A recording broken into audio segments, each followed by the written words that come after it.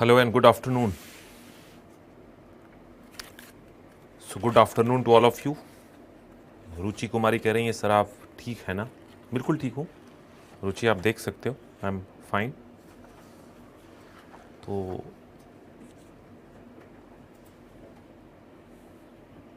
Time हो गया था तो मैं आ ही गया था, right? So good afternoon to all of you once again, and we are meeting after gap of 2 days and I'm sorry about it. जैसा कि मैंने कहा था कि कुछ घर में मेडिकल इमरजेंसी जैसी चीज़ें हैं, है ना? तो आई होप कि आप इन सभी बातों को समझते हैं, है ना? चलिए, तो कोई बात नहीं, ये सब बातें होती रहती हैं. मेरा मकसद ये है कि भाई पढ़ाई लिखाई चलती रहनी चाहिए और उसके लिए हम लोग काम करेंगे.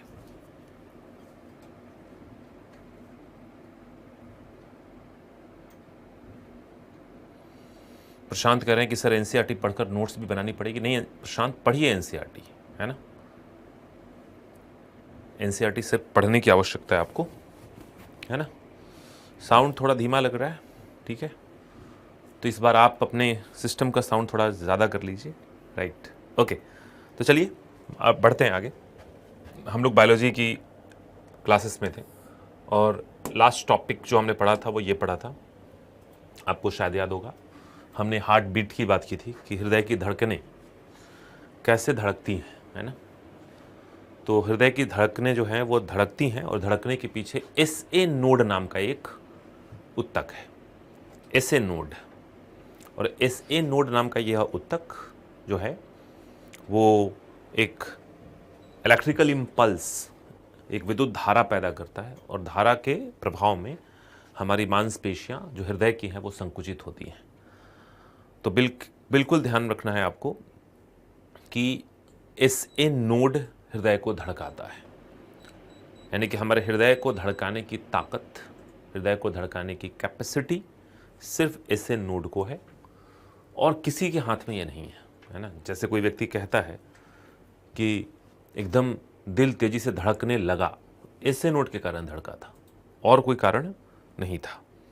कई लोगों का दिल बैठ जाता है ना? कहते हैं दिल बैठ ही गया मेरा. जिस दिन दिल बैठ जाएगा ना उस दिन तो फिर मामला ही ख़त्म. तो ये सब बातों को छोड़िए और आगे बढ़ते हैं. चलो, आवाज़ अब तो आ रही होगी आई थिंक. मनीष, आवाज़ आ रही है?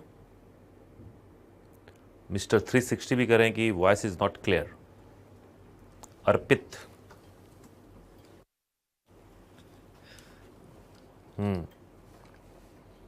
देखिए, तो वॉइस को लेके आप बताइए किनको किनको आवाज़ ठीक आ रही है और कहाँ कहाँ दिक्कत है.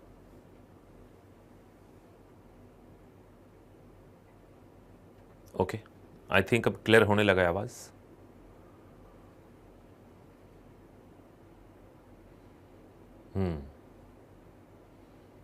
चलिए आगे बढ़ते हैं फिर, है ना? तो कुल मिला के ये कहानी थी. लास्ट डायग्राम आपने ही पढ़ी थी. आज जो हम पढ़ने वाले हैं वो हृदय का ही कुछ पार्ट्स जो बचा हुआ है हम उसकी बात करेंगे. और जो टॉपिक है उसका नाम है ब्लू बेबी सिंड्रोम.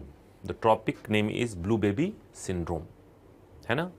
तो ब्लू बेबी सिंड्रोम टॉपिक के ऊपर बात करेंगे, लेकिन टॉपिक जुड़ा हुआ है हृदय के संदर्भों से, ठीक है?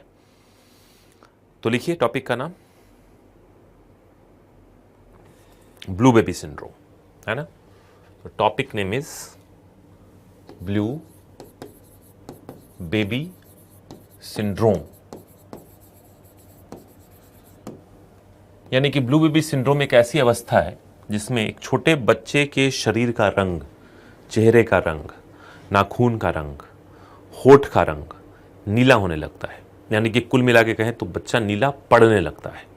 अब नीला पड़ना समझते हैं आप, जब भी नीले पड़ने की बात आती है हमेशा उसको हम तबीयत खराब होने, अंतिम दशा में होने या फिर मौत से रिलेट करते हैं, है ना? जैसे आप किसी के बारे में सुनते होंगे कि वो एकदम नीला पड़ गया. नीला पड़ गया मतलब कि वो अब मर ही रहा होगा, है ना? तो उसी नीले पड़ने को हम ब्लू बेबी सिंड्रोम के नाम से अभी जान रहे हैं, है ना। लेकिन उस बात को जानने के पहले आपको यह ध्यान रखना है कि हमारे शरीर में रक्त जो है वो दो रूप में है। एक है ऑक्सीजन युक्त रक्त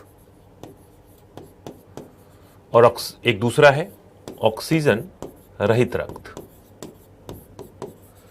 इसको कहते हैं ऑक्सीजनेटेड ब्लड। इसको क्या कहते हैं? Oxygenated blood. और यह है D oxygenated blood, D oxygenated blood, है ना। तो oxygenated blood, D oxygenated blood, ये दो चीजें हैं, है ना। अब ध्यान ये देना है कि अगर ब्लड हमारा ऑक्सीजन युक्त है, डीऑक्सीजनेटेड ब्लड का मतलब क्या है कि जिसमें ऑक्सीजन की मात्रा क्या होगी? कम होगी, ये पढ़ा था आपने। और ऑक्सीजनेटेड ब्लड का मतलब है कि जिसमें ऑक्सीजन की मात्रा अधिक होगी।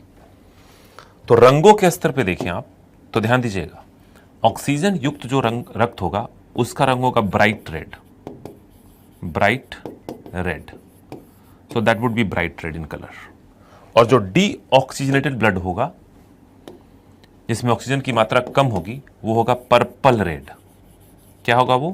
Purple red, dark red, dark red, है ना। आप में से कई लोगों ने कभी अपने ब्लड सैंपल्स दिए होंगे ताकि जांच पड़ताल हो सके, है ना। तो ब्लड सैंपल से जांच पड़ताल आपने करवाए होंगे। और जांच पड़ताल के लिए हम जो ब्लड देते हैं उसका रंग कभी ध्यान से देखिएगा। उसका रंग कैसा होता है? It's darker. कई बार वो जब सिरिंज में या बॉटल में उसको रखता है हमारे ब्लड को सैंपल के रूप में लेकर, तो ऐसा लगता है कि वो लाल भी नहीं है, काला है। That is called purplish red.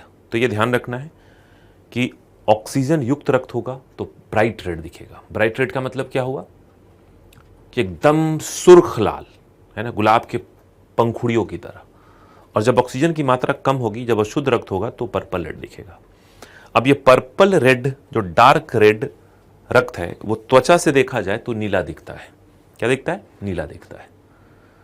तो पर्पल रेड कलर के ऑक्सीजन रहित रक्त को अगर त्वचा के थ्रू देखा जाए तो नीला दिखेगा। हमारी त्वचा नॉर्मली अगर आप हथेली वगैरह देखें तो गुलाबी ही दिखता है, और गुलाबी दिखना अच्छी बात भी है। अगर गुलाबी दिख रहा है या नीला नहीं दिख रहा है तो अच्छी बात है। कारण एक इसका मतलब है कि शरीर के अंदर पर्याप्त मात्रा में ऑक्सीजन है, क्योंकि हमारे ब्लड का रंग उसमें लाल है, लालिमा है। लेकिन अगर किसी कारण से अगर हमारे शरीर को ऑक्सीजन की आपूर्ति प्रॉपर न मिले तो रंग जो होगा रक्त का वो ब्राइट रेड ना होकर पर्पलिश रेड और डार्क रेड होने लगेगा, और फिर उससे समस्या आएगी। क्लियर है ना। तो ये बात ध्यान रखिएगा। अब बच्चों में कुछ कंडीशन ऐसी होती है। बच्चों में कंडीशन नंबर 1 होता है नाइट्रेट प्रदूषण। अगर बच्चे को, छोटे बच्चे को, एक छोटा बच्चा नवजात शिशु 1 महीने का, 2 महीने का, 3 महीने का, 6 महीने का, अब वो शिशु ही होता है 2.5-3 kg का, उसके अंदर ब्लड होता है कुछ 200-400 मिलीग्राम या मिलीलीटर। अगर उस बच्चे को हमने कुछ ऐसा दूध पिला दिया, कुछ ऐसी चीज पानी पिला दी, हालांकि 6 महीने तक के बच्चे को माँ के दूध के अलावा कुछ भी नहीं पिलाना चाहिए, लेकिन कई बार लोग पिला देते हैं।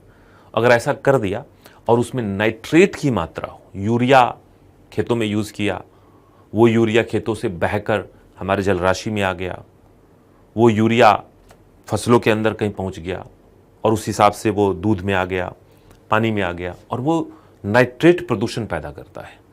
तो नाइट्रेट प्रदूषण यानी नाइट्रेट जो हम बच्चे के शरीर में गलती से डाल देते हैं पानी और दूध के थ्रू या किसी खाद्य वस्तु के थ्रू, वो हीमोग्लोबिन की संरचना को नष्ट करता है। और जब हीमोग्लोबिन की संरचना नष्ट हो जाती है तो फिर उससे तकलीफ होती है, क्योंकि हीमोग्लोबिन नहीं तो ऑक्सीजन नहीं, और ऑक्सीजन नहीं तो फिर दिक्कत। तो लिख सकते हैं, लिखिए।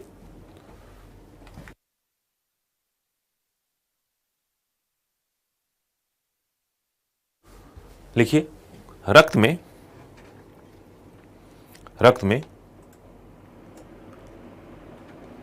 ऑक्सीजन की कमी होने पर, रक्त में ऑक्सीजन की कमी होने पर रक्त का रंग बैंगनी लाल हो जाता है। रक्त का रंग बैंगनी लाल हो जाता है।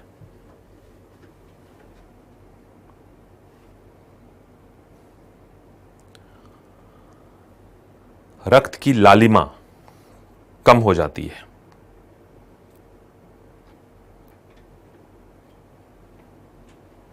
रक्त की लालिमा कम हो जाती है, जिसके कारण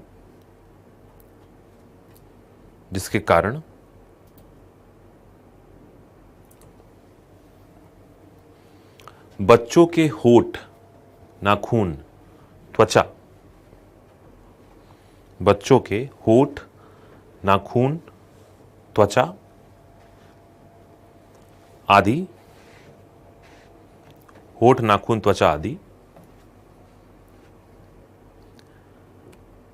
नीले दिखने लगते हैं। नीले दिखने लगते हैं।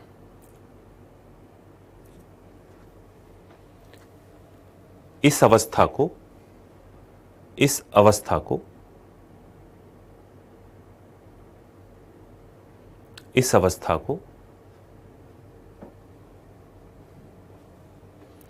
ब्लू बेबी सिंड्रोम कहते हैं।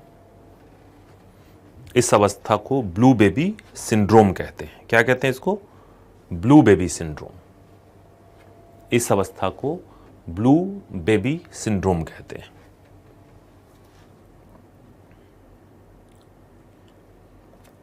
इसके दो प्रमुख कारण हैं। इसके दो प्रमुख कारण हैं।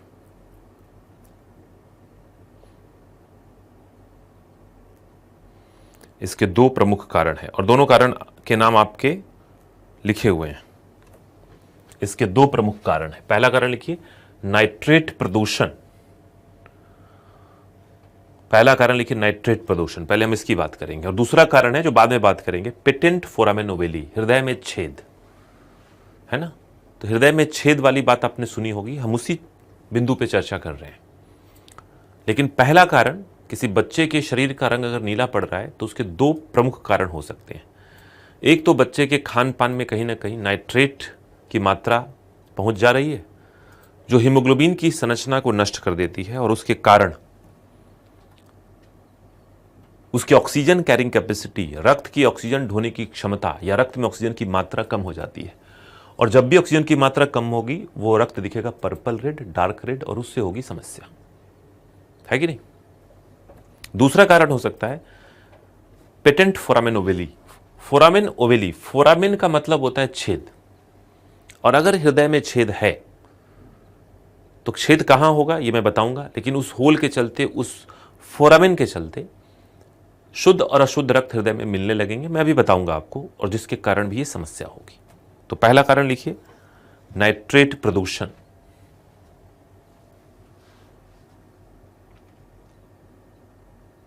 नाइट्रेट प्रदूषण।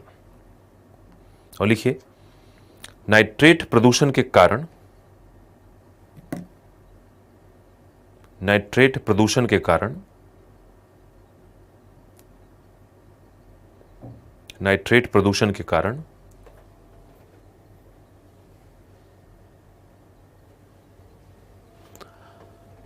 हीमोग्लोबिन की संरचना,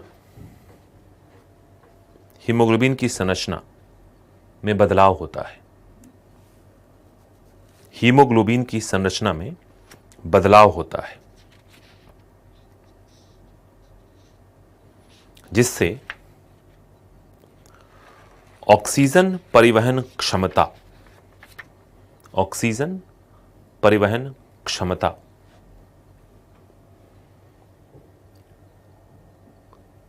कम हो जाती है।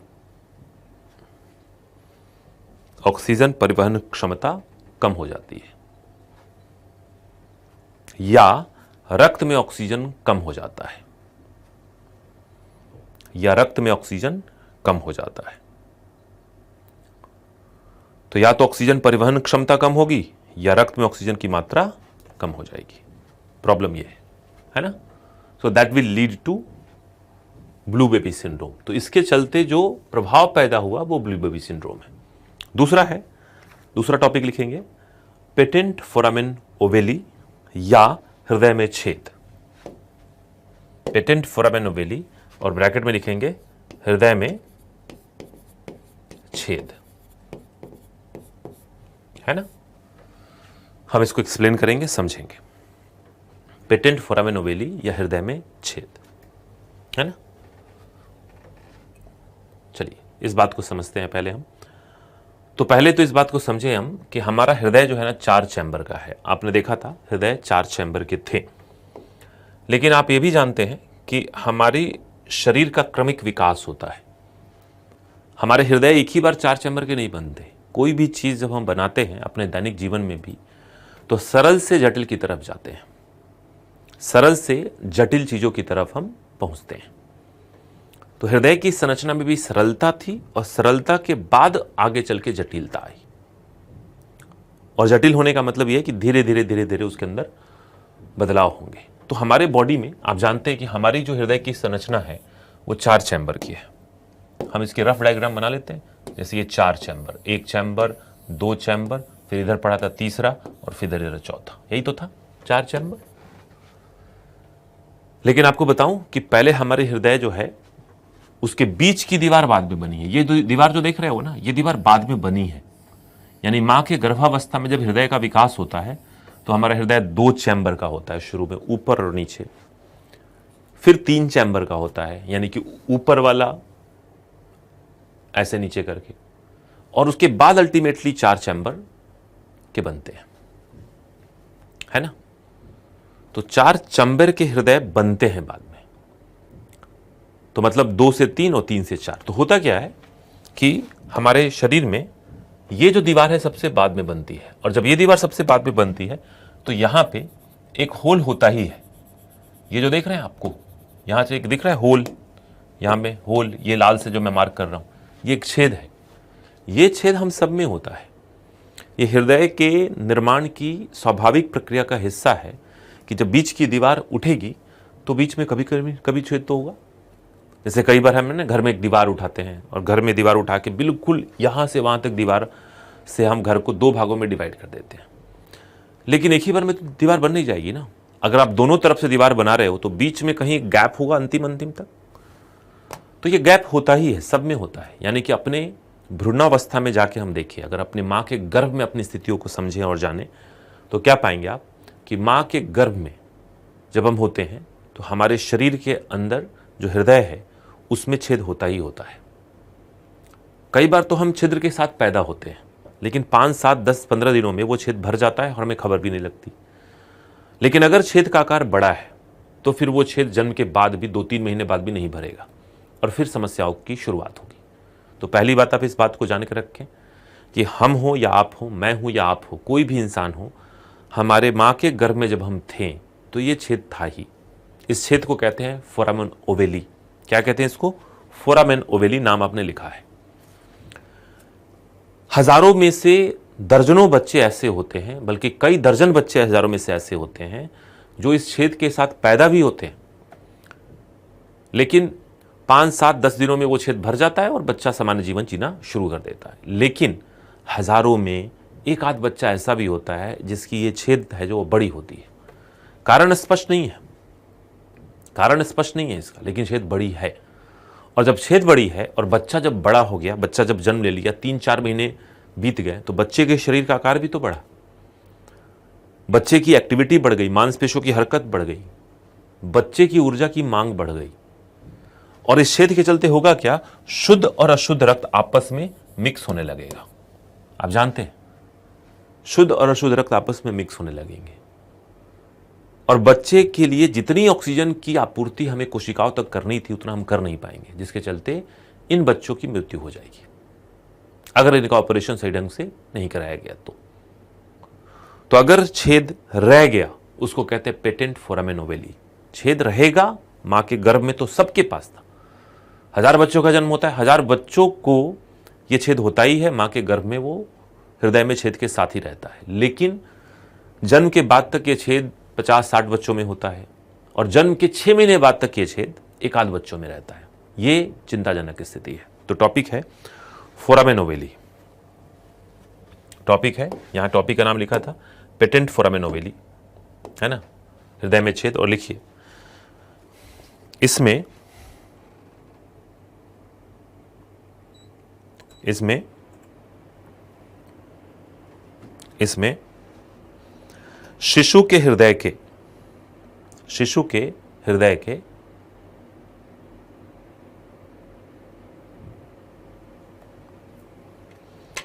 दाएं और बाएं आलिंद के बीच, दाएं और बाएं आलिंद के बीच एक छिद्र पाया जाता है, एक छिद्र पाया जाता है।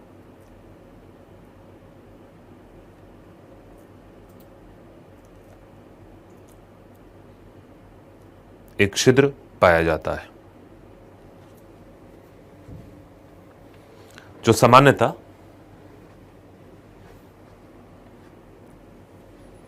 जन्म के बाद भर जाता है, जो सामान्यतः जन्म के बाद भर जाता है। लेकिन अगर यह छिद्र बंद नहीं होता है,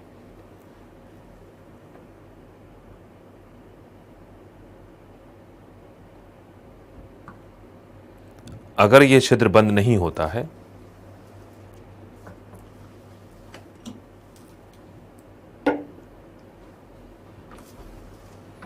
अगर यह छिद्र बंद नहीं होता है, तब हृदय में शुद्ध और अशुद्ध रक्त, शुद्ध और अशुद्ध रक्त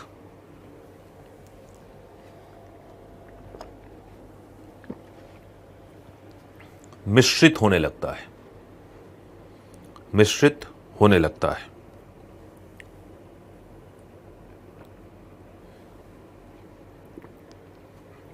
मिश्रित होने लगता है।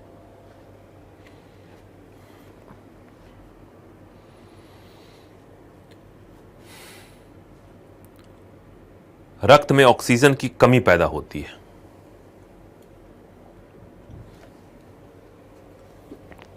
रक्त में ऑक्सीजन की कमी पैदा होती है और बच्चे के शरीर का रंग, और बच्चे के शरीर का रंग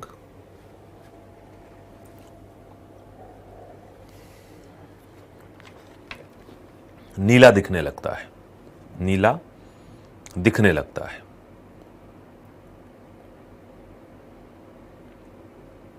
बच्चे के शरीर का रंग नीला दिखने लगता है ना।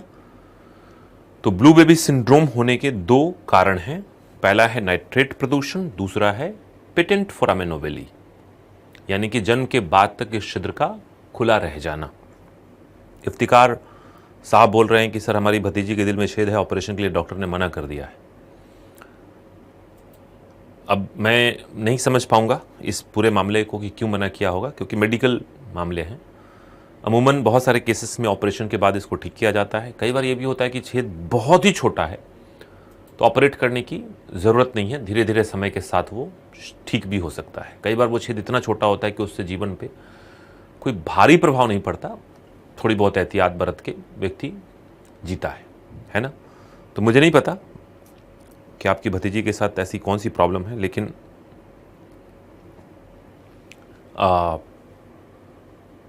आई मीन टू से कि आपकी भतीजी जल्दी ठीक हो जाए। मैं प्रार्थना करता हूँ और हो जाएगी, है ना। ठीक है,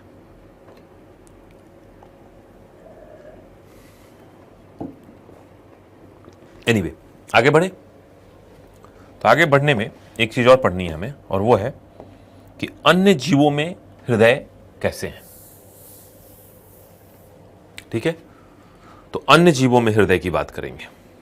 तो टॉपिक का नाम है अन्य जीवों में हृदय। तो हार्ट इन अदर एनिमल्स हमने मानव में पढ़ा, और मानव जिस श्रेणी में आता है उसको कहते हैं स्तनधारी, आप सब जानते हैं। तो मानव जिस श्रेणी में आया वो है स्तनधारी। तो स्तनधारी में हृदय 4 चैम्बर का है। मुझे इस बात को बताने की कोई खास आवश्यकता नहीं है, आप इसको बड़े अच्छे से जानते हैं, है ना, राइट। स्तनधारी से अगर नीचे आए तो पंछी, और पंछी से नीचे आए तो सरीसृप, उससे नीचे आए तो उभयचर, और उससे नीचे आए तो मछली। ये ध्यान रखिएगा, विकास क्रम है, दिस इज इवोल्यूशनरी लाइनअप। मछली पहले, फिर उभयचर, उभयचर से सरीसृप, सरीसृप से पंछी और स्तनधारी। पंछी में भी 4 चैम्बर का होता है, सरीसृप में 3 चैम्बर का होता है, उभयचर में 3 चैम्बर का होता है, और मछली में 2 चैम्बर का होता है। तो पहले तो ये बात आप लिख लो अच्छे से, हम कारणों को भी समझेंगे। सरीसृप में कुछ अपवाद हैं। अपवाद है मगरमच्छ और डायनासोर, और इन मगरमच्छ और डायनासोर में 4 चैम्बर के होते थे। डायनासोर तो रहा नहीं, लेकिन सबसे बड़ा जो सरीसृप है वो मगरमच्छ है। तो मगरमच्छ में और डायनासोर में अगर हम जाके देखें तो 4 चैम्बर के हार्ट उसके अंदर है। लेकिन अगर सरीसृप वर्ग की बात करें तो इस वर्ग में 3 चैम्बर के हृदय हैं, except for crocodile has 4 chambered heart, है ना। साथ में ये भी ध्यान रखनी है, पूरी कहानी में एक चीज ध्यान रखनी है आपको, और विकास क्रम के ऊपर एक चर्चा मैं कर रहा हूं अभी, ध्यान से देखिएगा कि सबसे पहले, यानी कि हम जिन जीवों को बड़े अच्छे से समझते जानते हमारे आसपास है, मछली आई, मछली से फिर बना उभयचर, मेंढक, उभयचर से बना सरीसृप, है ना, रेंगने वाले जीव। सरीसृप से 2 ब्रांचेज निकली, एक बन गया पंछी और दूसरा जो ब्रांच निकला वो बना स्तनधारी। तो ये बहुत इंपॉर्टेंट है कि आज की क्लास में इस बात को आप समझ लें कि विकास क्रम कैसे है। ये विकास क्रम है, साथ में यह भी लिखेंगे, दैट इज इवोल्यूशनरी लाइनअप। तो आज के बाद से इस बात को अच्छे से समझेंगे कि 5 वर्ग हैं जिनके बारे में हमेशा हम चर्चा करते हैं। मछलियां, उभयचर मेंढकों का समूह, फिर सरीसृप रेंगने वाले जीव जिसमें से कछुआ, सांप, छिपकली, मगरमच्छ, घड़ियाल, है ना, अजगर, ये सब आएंगे। फिर पंछी, उड़ने वाले पंछी, न उड़ने वाले पंछी सब आएंगे, और फिर स्तनधारी जिसमें चूहे से लेकर मानव तक आता है। तो सबसे पहले इस धरती पे इन वर्गों में मछली आया, मछली से उभयचर बने, मछलियों में परिवर्तन हुआ तो उभयचर बने, तो मछलियां भी रह गई, उभयचर भी आ गए। उभयचरों में जब परिवर्तन हुआ तो फिर वो सरीसृप बने। सरीसृप में कुछ परिवर्तन हुए तो एक तरफ पंछी बन गए और एक तरफ स्तनधारी बन गए। पंछी से स्तनधारी नहीं बना, सरीसृप से पंछी बना और सरीसृप से ही स्तनधारी बना। हम मछली को जलचर कहते हैं, इसको हम उभयचर कहते हैं, और ये सब थलचर है ना। सो दीज ऑल आर थलचर। क्लियर है? अब देखिए ध्यान से इस बात को समझते हैं कि मछलियों में 2 चैम्बर का, 3 चैम्बर का, 3 चैम्बर का, तो क्या इनके रक्त में शुद्ध और अशुद्ध रक्त की मिक्सिंग नहीं होती होगी क्या? अभी तो पढ़ा आपने कि अगर हृदय के अंदर छेद हो तो शुद्ध और अशुद्ध रक्त मिल जाएंगे, और जिनके 3 ही चैम्बर हो तो उनका शुद्ध अशुद्ध तो पक्का ही मिलेगा, 100% मिलेगा, राइट, 100% मिलेगा। लेकिन ध्यान दीजिए इस बात को, थोड़ा समझने की कोशिश कीजिए कि इसमें से ये 2 जीव ऐसे हैं, ये 2 जीव उस श्रेणी में आते हैं जिनको कहते हैं आप, दिस 2 ऑफ इट, इसको कहते हैं आप समतापी जीव। समतापी जीव, दे आर वार्म ब्लडेड। और वार्म ब्लडेड की ऊर्जा मांग क्या होगी? हमेशा अधिक होगी। वार्म ब्लडेड की ऊर्जा मांग अधिक होगी। आप जानते हैं ना कि हमारे शरीर का एक निश्चित तापमान होता है 37 डिग्री। पंछियों को भी कभी पकड़ा होगा हाथ में तो वो भी गर्म महसूस होते हैं। जिन जीवों के शरीर का तापमान नियत हो, गर्म हो, परिवेश से प्रभावित न होता हो उनको हम कहते हैं समतापी जीव।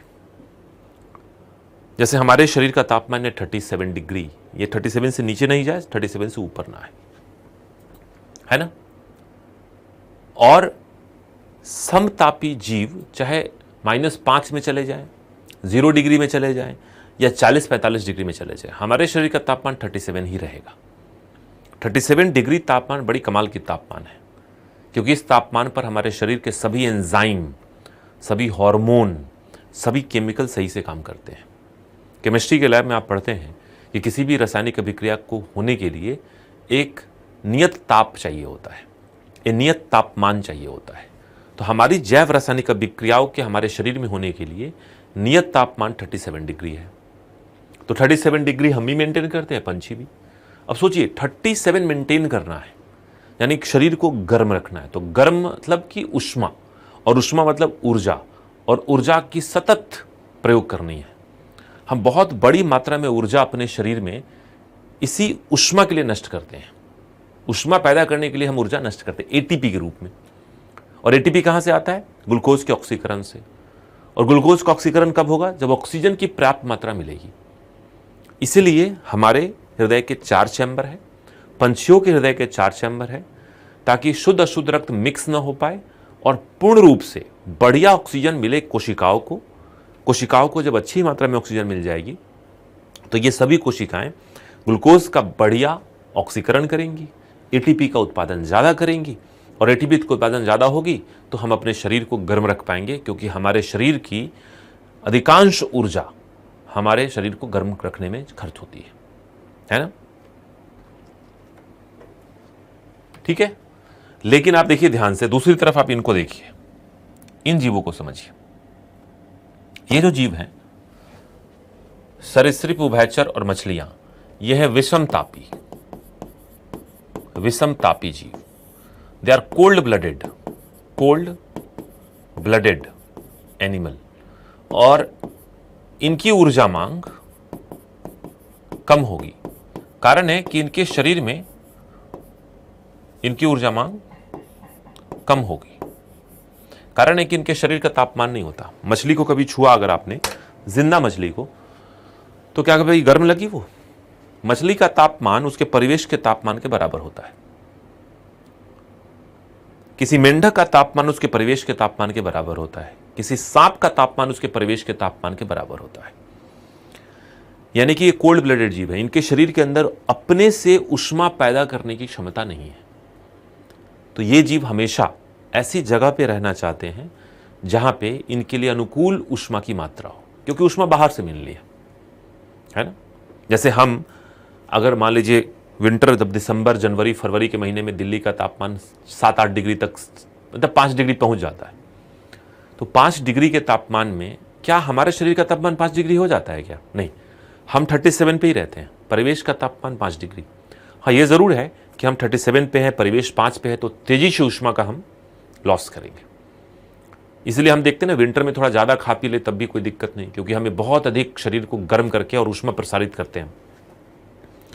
अब इस प्रसार को रोकना होता है तो हम स्वेटर पहन लेते हैं, या कई बार हम आग के सामने बैठते हैं, है ना। लेकिन 5 डिग्री तापमान जब हो जाएगी ना, तो मेंढक गायब हो जाएंगे, क्योंकि मेंढक 5 डिग्री में जिंदा ही नहीं रह पाएंगे। सांप नहीं दिखेंगे आपको, सरीसृप बहुत कम दिखेंगे फिर आपको। ये सब शीत निद्रा में चले जाते हैं। सुना होगा हाइबरनेशन, शीत निद्रा, क्योंकि उनको लग जाता है कि भाई आसपास का तापमान तो बहुत ही कम है, 5 डिग्री रह गया बस। और इस 5 डिग्री के तापमान पर इन मछलियों को, इन उभयचरों को, इन सरीसृपों को लगता है कि भाई जीवन बड़ा दुखद होगा। तो या तो माइग्रेट करते हैं, ये माइग्रेट मतलब समझते हैं, या तो एक क्षेत्र छोड़ के ऐसे क्षेत्र में जाते हैं जहाँ पे तापमान थोड़ी ठीक ठाक हो, या फिर शीत निद्रा में चले जाते हैं कि चलो भाई चुपचाप सो जाते हैं ज़मीन के अंदर घुस के, ताकि शारीरिक क्रिया को करने की आवश्यकता ही ना पड़े। तो जो जीव अपने शरीर में तापमान पैदा कर सकते हैं, ऊष्मा पैदा कर सकते हैं, उनके लिए ऊर्जा की मांग अधिक होगी। ऊर्जा की मांग अगर अधिक है तो ऑक्सीजन की आपूर्ति भी अधिक चाहिए, इसलिए 4 चैम्बर का हृदय। जिनमें यह व्यवस्था नहीं है उनमें हृदय 3 चैम्बर का हो या 2 चैम्बर का हो, क्या ही फर्क पड़ता है ना। तो ये ध्यान रखना है आपको।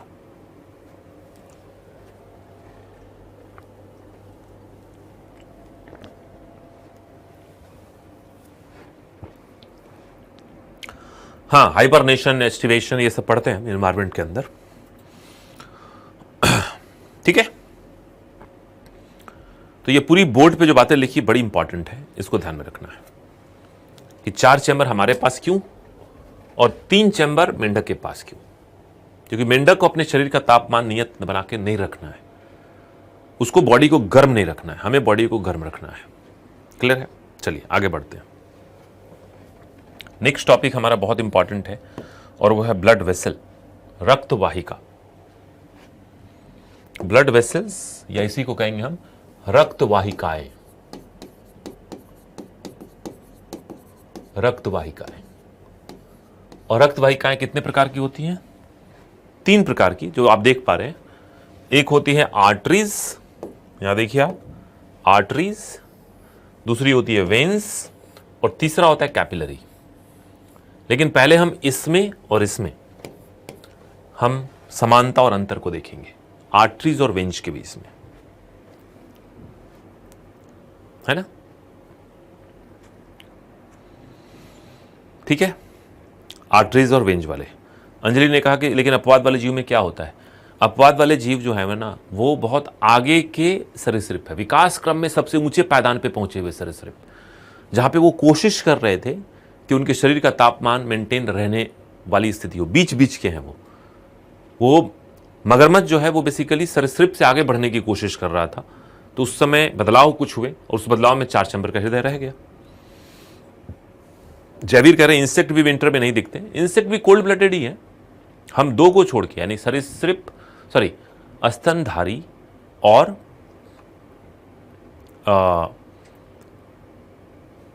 पंछी को छोड़ के कोई भी जो है वो आपका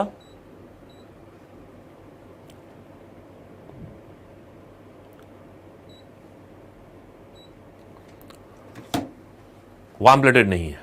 ठीक है, तो इस बात को ध्यान रखना है। आगे बढ़ते हैं, तो चलिए, टॉपिक है ब्लड वेसल्स।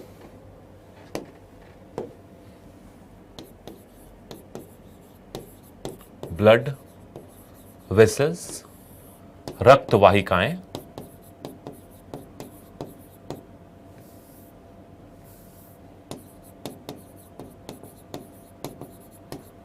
और रक्त वाहिकाओं को पढ़ना है तो इसको सबसे पहले हम 2 भागों में बांटेंगे।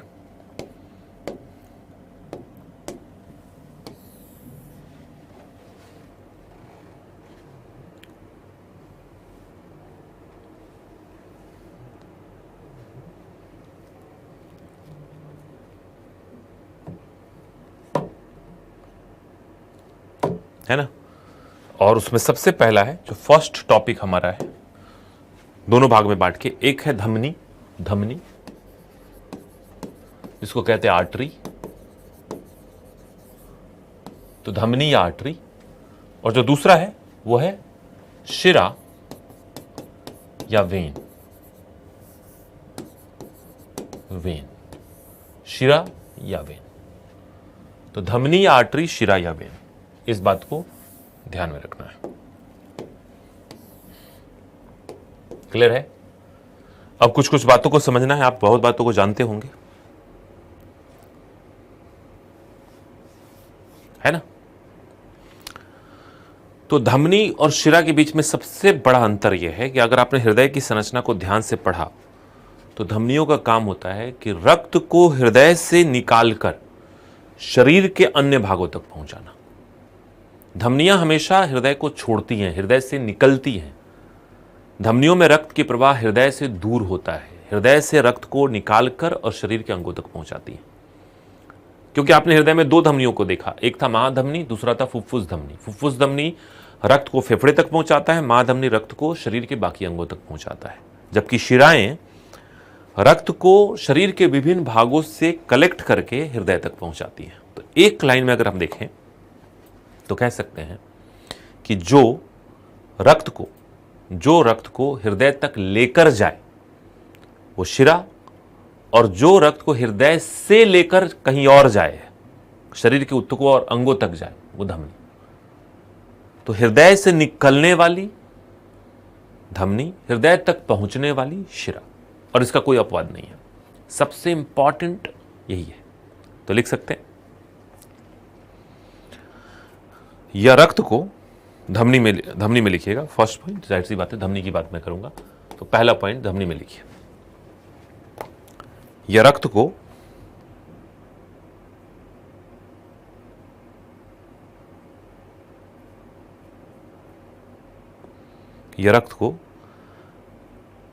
हृदय से शरीर के अन्य भागों तक पहुंचाता है। यह रक्त को हृदय से शरीर के अन्य भागों तक पहुंचाता है। शरीर के अन्य भागों तक पहुंचाता है।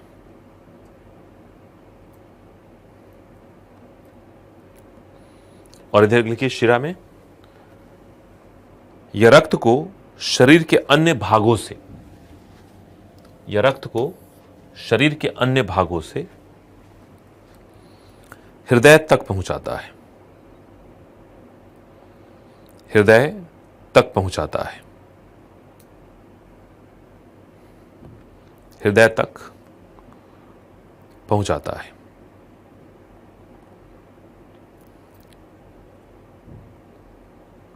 कोई दिक्कत? इसमें कोई अपवाद नहीं है ना? एक बात और आप समझिए, दूसरा जो पॉइंट है उसको समझने की कोशिश कीजिए कि धमनियों में प्रायः सामान्य स्तर पे शुद्ध रक्त की प्रवाह होती है, क्योंकि हृदय से निकल रहा है और शरीर के तमाम अंगों तक पहुंच रहा है, तो शरीर के तमाम अंगों को तो शुद्ध रक्त चाहिए। तो धमनियों में प्रायः शुद्ध रक्त होगा, लेकिन एक जगह पे अशुद्ध रक्त होगा, और वो कहां होगा? वो अशुद्ध रक्त होगा जब फुफ्फुस धमनी होगी।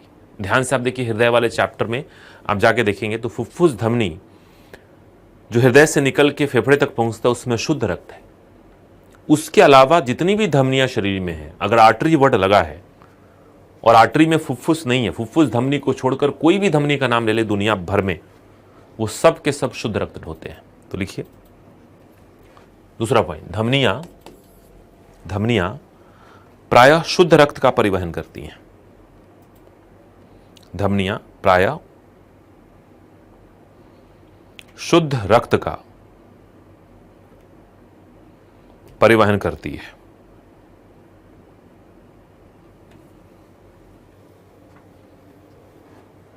अपवाद शुद्ध रक्त का परिवहन करती हैं। अपवाद फुफ्फुस धमनी। अब ये आपको जाके देख लेना है इस बात को। वही बात है, हाथ कंगन को आरसी क्या, आपने पढ़ रखा है ना? फुफ्फुस धमनी। और फिर इधर लिखिए दूसरा पॉइंट, शिराएं प्रायः अशुद्ध रक्त का परिवहन करती हैं।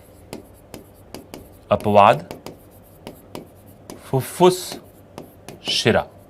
अब इसको भी देख लीजिए आप, यानी पूरे शरीर में फुफ्फुस शिरा ही एक मात्र ऐसी शिरा है जिसमें शुद्ध रक्त है, क्योंकि वो फेफड़े से शुद्ध रक्त को हृदय तक पहुंचाती है ताकि हृदय पंप करके कहीं और पहुंचाए। बाकी हर जगह शिराओं का काम क्या है कि शरीर के तमाम अंगों से रक्त को उठाकर हृदय तक पहुंचाना। तो अंग और ऊतक तो ऑक्सीजन यूज कर चुके होंगे, और यूज कर चुके होंगे तो उसमें कभी भी ऑक्सीजन की मात्रा अच्छी नहीं होगी, वो डीऑक्सीजनेटेड ब्लड होगा। अभी अभी हमने पढ़ा है ना? तो ये बात आपको ध्यान रखनी। एक एक अपवाद है, पहला स्टेटमेंट में तो कोई अपवाद है भी नहीं, दूसरे में एक एक अपवाद है। एक बहुत इंपॉर्टेंट बात है जो आपको समझ में आनी चाहिए, वो ये है कि अगर आप किसी धमनी के आकार को देखें, धमनी को काट कर देखें, तो पाएंगे क्या कि धमनियों की जो दीवार है वो मोटी है। आप इस डायग्राम को बनाएंगे मेरे साथ, है ना? तो धमनियों की दीवार कैसी है? मोटी है। ये देखिए धमनियों की दीवार मोटी है, इतनी मोटी दीवार है। और मोटी दीवार होने के चलते ल्यूमेन जो होगा वो क्या होगा? कम होगा। तो दीवार मोटी, मैं यहीं पे लिखता हूं सब कुछ। तो इसकी दीवार किसकी, किधर लिख रहे हैं? दीवार मोटी, और इधर जो आयतन होगा वो कम होगा। तो आयतन कम।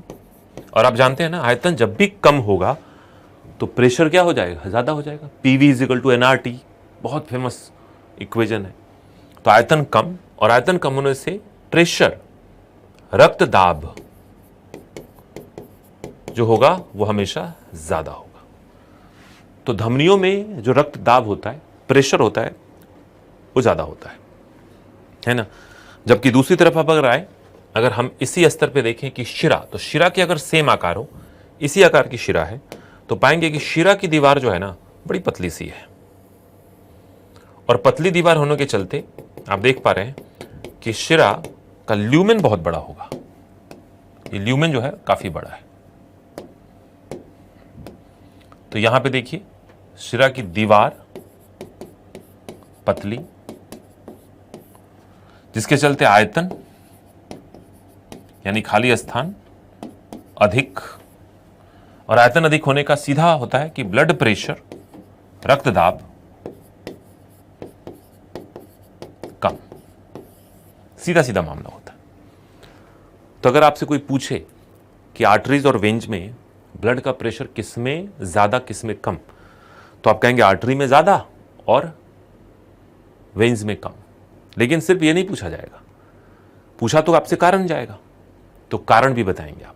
कारण क्या बताएंगे? कारण ये बताएंगे कि जो धमनियां होती है उसकी दीवार मोटी होती है, ल्यूमेन या आयतन या उसके अंदर की खाली जगह कम पड़ जाती है। अब खाली जगह में लिक्विड है, 5.5 लीटर ब्लड आधा आधा दोनों में बटा हुआ है, तो प्रेशर तो बढ़ जाएगा भाई। पतले पाइप में पानी के प्रवाह से प्रेशर ज़्यादा, मोटे पाइप में पानी की प्रवाह से प्रेशर कम, है ना। जब पानी का आयतन या पानी की मात्रा उतनी ही हो तब। अब क्या है ना, अगर रक्तदाब कम है, लेट्स से अगर प्रेशर कम है, तो प्रेशर कम होने का एक नुकसान होता है। नुकसान ये होता है कि अगर प्रेशर कम हो और कम हो जाए तो रक्त की प्रवाह रुक जाएगी, बल्कि उल्टे दिशा में रक्त बहने लगेगा।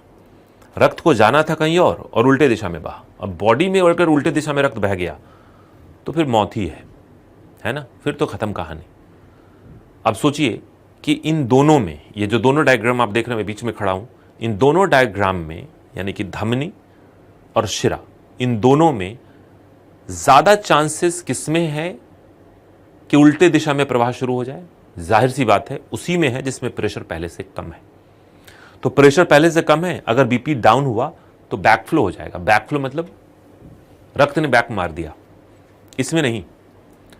और जहां भी बैकफ्लो होने की चांसेस होती है वहां पे हम लगाते हैं वॉल्व, वहां पे वॉल्व लगाते हैं। और वॉल्व का काम होता है, क्या काम होता है?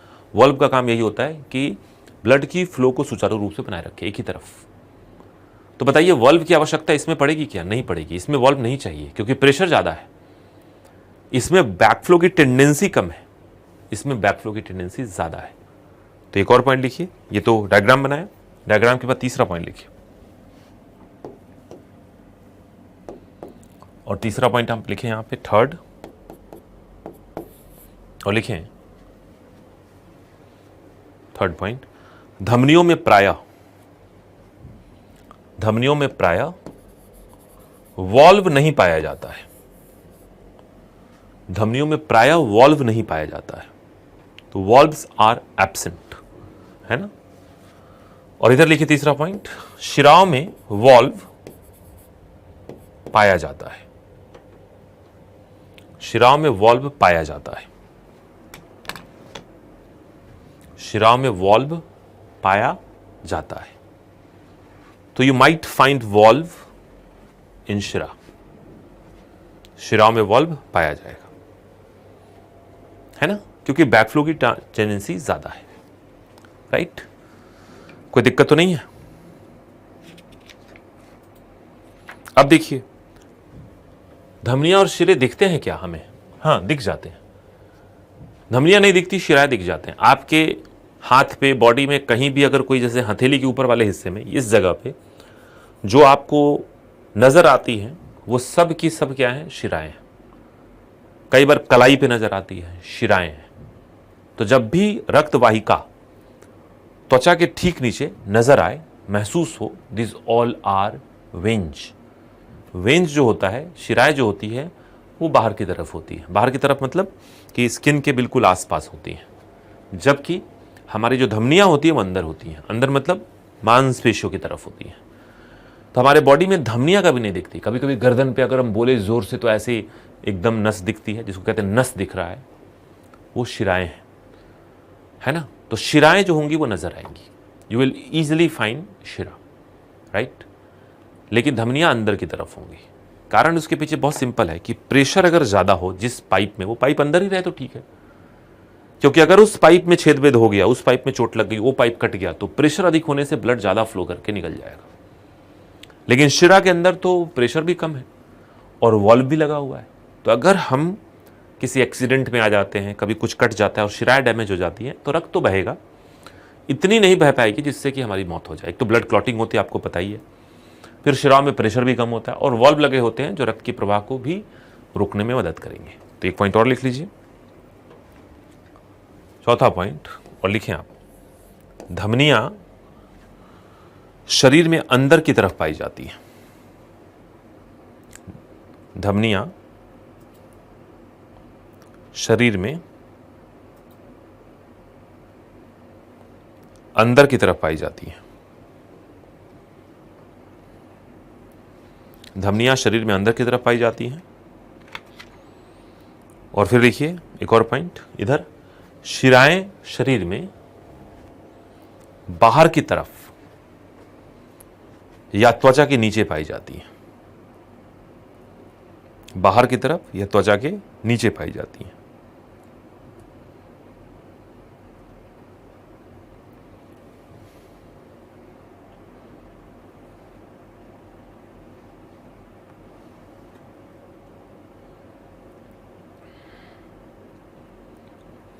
राइट।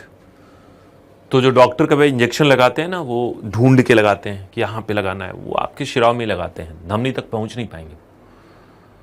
धमनी तो अंदर की तरफ है, ठीक है। तो ये बातें आपको ध्यान रखनी है। धमनी और शिराओं के बीच का अंतर आपने समझ लिया। अब रही बात कैपिलरी की, तो इस बात को ध्यान रखिए, कैपिलरी कहाँ है। तो कैपिलरी कुछ नहीं है, इस पॉइंट को देखते ही कैपिलरी समझ में आ जाएगी। ये वेन्स है और वेन्स की ब्रांच जब होगी और बहुत पतली पतली ब्रांच जब होगी तो उसको कैपिलरी कहेंगे। और कैपिलरियां आपस में मिल जाएंगी और मिलने के बाद फिर जब जुड़ जाएंगी तो वो बन जाएंगी आर्टरी। तो इधर से रक्त आ रहा है, शुद्ध शुद्ध रक्त आया, कई ब्रांच में बदलने के बाद यहां तक पहुंचते पहुंचते वो कैपिलरी में बदल गया। कैपिलरी की दीवार बड़ी पतली होती है, तो ऑक्सीजन बाहर कार्बन डाइऑक्साइड अंदर, और ऑक्सीजन बाहर कार्बन डाइऑक्साइड अंदर होने के बाद ये सारी कैपिलरी आपस में जुड़ी, फिर वेन बन के और फिर हृदय तक चला गया। तो capillaries are nothing but interconnection of arteries and veins. वो आर्टरीज और वेन्स के बीच का अंतर जाल है, इंटरकनेक्शन है ना। तो इस डायग्राम को ध्यान से देखिए और इस बात को समझिए। मान लीजिए आपके किडनी में ब्लड की सप्लाई होती है, तो क्या ब्लड किडनी में जाके गिर जाता है? नहीं, बल्कि एक धमनी आती है शुद्ध रक्त लेके, और धमनियां इतनी बार विभाजित होती है कि किडनी में वो कैपिलरी में कन्वर्ट हो जाती है। कैपिलरी की दीवार बड़ी पतली होती है और पतली दीवार के थ्रू, उस पतली दीवार के थ्रू ऑक्सीजन या किसी भी चीजों का आदान प्रदान हो जाएगा। रक्त कभी भी अपने पाइप से बाहर नहीं जाएगा, रक्त कभी भी अपने पाइप से बाहर नहीं जाता। ब्लड हमेशा पाइप में ही फ्लो करता है। हमारे बॉडी में ब्लड कभी भी सामान्य दशा में इस पाइप से और वाहिकाओं से बाहर नहीं निकलता। रक्त धमनियों में आता है, धमनियां विभाजित होती हैं, विभाजित होते होते होते होते कैपिलरीज बनती हैं, और कैपिलरीज जब बन जाती हैं तो आदान प्रदान करने के बाद, जबकि रक्त अंदर ही है, और फिर सब मिलके और शिरा बन जाती है। तो लिखिए आप, लिखें कैपिलरीज, रक्त केशिका, क्या कहते हैं इसको, कैपिलरीज को। तो कैपिलरीज का एक और नाम है रक्त केशिका।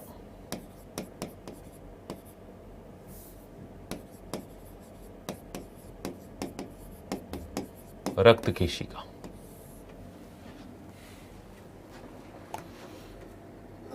और लिखें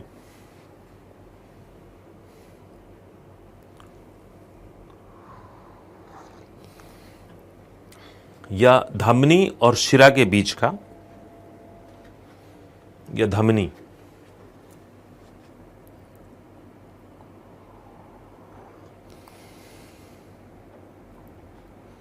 और शिरा के बीच का अंतर्जाल है, अंतर्जाल है।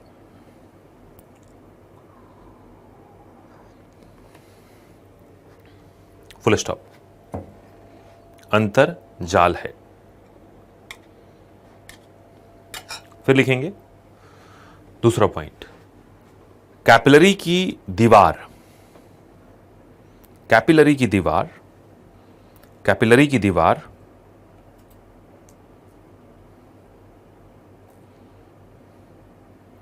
अत्यंत पतली,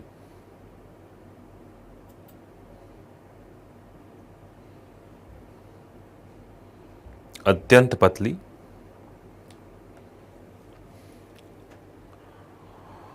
कैपिलरी की दीवार अत्यंत पतली, एक कोशिकीय, अत्यंत पतली, एक कोशिकीय और चयनात्मक पारगम्य होती है, और चयनात्मक पारगम्य होती है।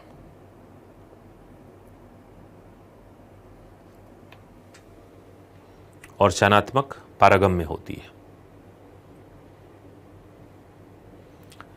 यह विसरण के द्वारा, डिफ्यूजन पढ़ा था आपने, यह विसरण के द्वारा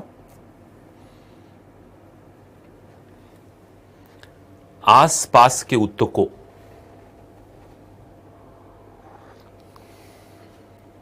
यह विसरण के द्वारा आसपास के ऊतकों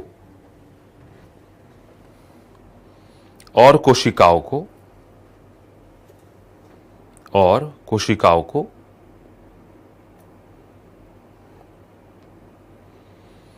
पोषक तत्व एवं ऑक्सीजन प्रदान करता है। आसपास के ऊतकों और कोशिकाओं को पोषक तत्व एवं ऑक्सीजन प्रदान करता है।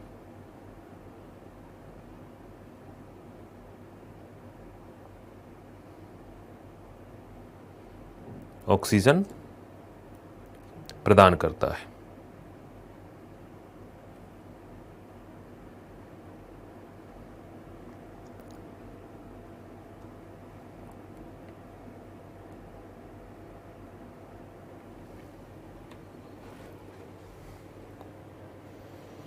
ठीक है, फिर लिखिए एक और पॉइंट,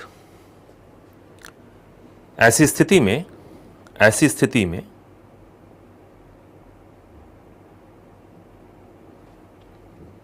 रक्त कभी भी, रक्त कभी भी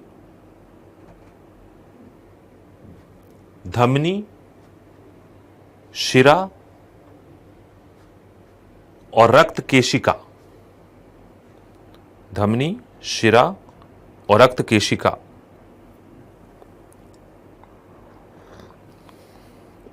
के जाल से, धमनी, शिरा और रक्त केशिका के जाल से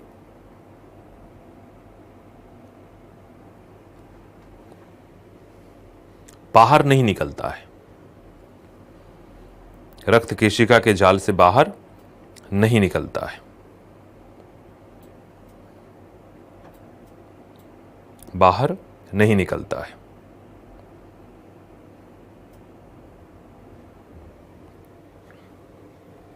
बल्कि एक बंद परिपथ में, उसी परिपथ में जो ये बना हुआ है, बल्कि एक बंद परिपथ में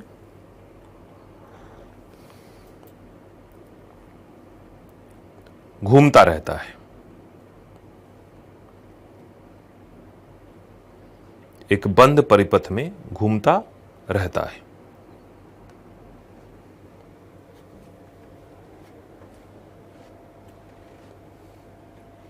और इसे क्लोज सर्कुलेशन, इसे क्लोज सर्कुलेशन, क्लोज्ड सर्कुलेशन या बंद परिसंचरण,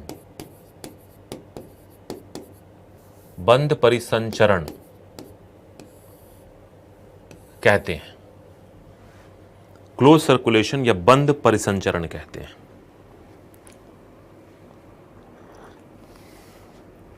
इसके एग्जाम्पल क्या हैं? तो इसके एग्जाम्पल हैं मछली में बंद परिसंचरण होगा, उभयचर, सरीसृप, पंछी, स्तनधारी, और ध्यान दीजिएगा इनको आज एक और नाम देंगे। इन सब को एक साथ अब कहते हैं कशेरुकी। कशेरुकी क्या कहेंगे इनको? कशेरुकी, यानी कि रीढ़ के हड्डी वाले जीव, रीढ़ के अस्थि वाले जीव। तो बार बार क्या इस पांचों के नाम लेंगे आप? इन पांचों के नाम को हम एक नाम में व्यवस्थित कर देते हैं आपके लिए, और वो है कशेरुकी, वर्टिब्रेट्स, इंग्लिश में कहते हैं वर्टिब्रेट्स। आप सब जानते हैं इस बात को, मैं अपनी तसल्ली के लिए बताता रहता हूं ऐसे बड़े आसान सी बातों को।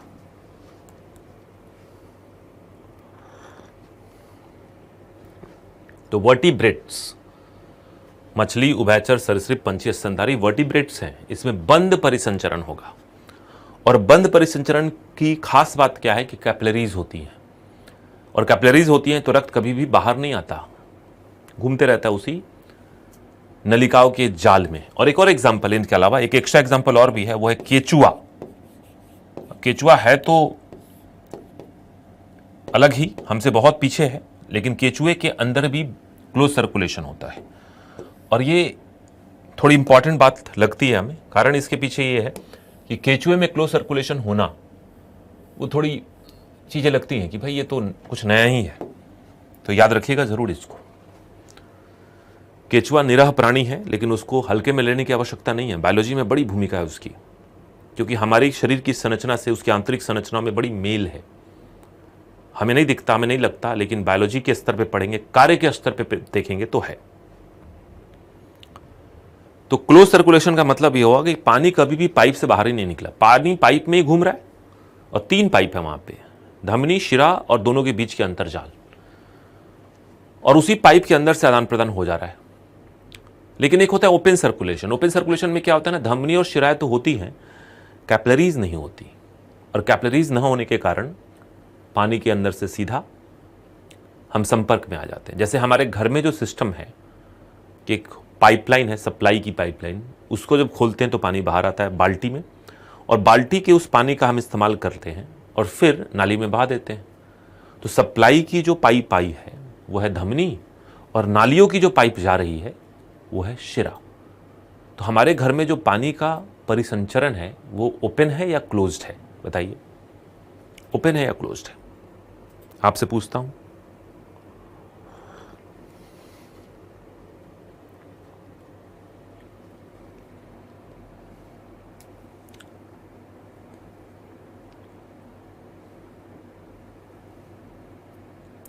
बताइए, I am waiting for your answer.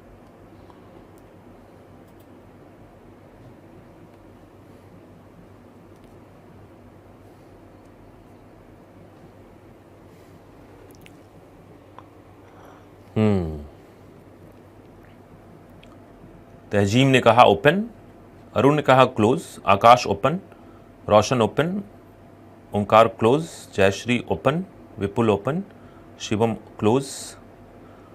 Close कैसे हुआ? जब पानी बाहर आ ही गया और बाल्टी से यूज कर रहे हैं पानी, तो क्लोज कैसे हुआ? क्लोज तो तब होता जब पानी पाइप में ही चलता रहता और हम पाइप में मुंह लगा के पानी पी लेते, है ना? हम ऐसे नहीं करते ना। हमारे घर में जो पानी की पाइपलाइन है उसमें एक पानी लाने वाली पाइप और दूसरी पानी ले जाने वाली पाइप, बीच में पानी खुला हुआ है, और ऐसी स्थितियां बनती हैं कई जानवरों में। इसको हम कहते हैं ओपन सर्कुलेशन। देख रहे हैं आप यहां पे, ये क्लोज सर्कुलेशन है। इसमें यहां से आया रक्त, देखो आप ध्यान से, रक्त आया, रक्त आके यहां पे कैपिलरीज में बट गया, कभी भी रक्त बाहर नहीं आया और फिर वापस चला गया। इसी में आदान प्रदान की क्रिया हो गई। लेकिन यहां देखिए, ये कीट के अंदर रक्त आया, इधर से भी आया, इधर से भी आया, और रक्त बीच में खुला हुआ है, गिरा हुआ है, जिसको जितनी मर्जी यूज कर लो। हमारे शरीर को अगर काटा जाए तो क्या हमारे शरीर के अंदर की जो अंग है, हृदय है, बाकी सब जो खाली जगह है, जो गुहा जिसको हमने कहा था, उसमें रक्त नहीं मिलेगा आपको, बहुत क्लीन है।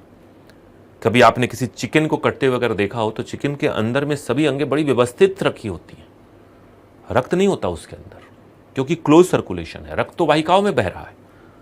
हम चिकन काटते हैं तो रक्त वाहिकाएं कटती हैं तो खून निकलता है ना। दूसरी तरफ अगर हम कहें कि भाई किसी कीट को काट के देखें तो कीट के सभी आंतरिक अंग जो होंगे वो रक्त में डूबे होंगे, क्योंकि वहां पे ओपन सर्कुलेशन है ना। तो लिखिए, नोट करके लिखिए, नोट करके लिखेंगे आप, इसी के नीचे नोट करके, और नोट करके लिखिए, कुछ जीवों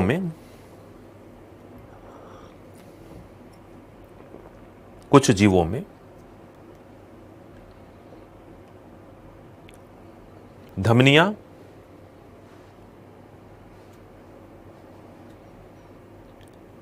और शिराएं, कुछ जीवों में धमनियां और शिराएं उपस्थित होती हैं,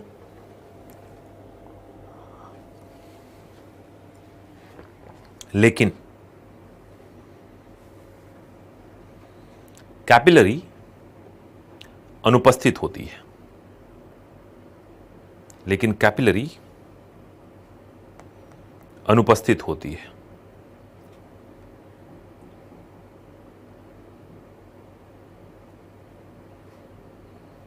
कैपिलरी अनुपस्थित होती है।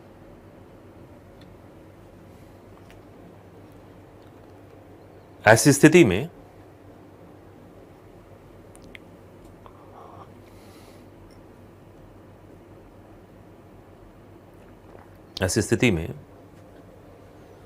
शरीर के खाली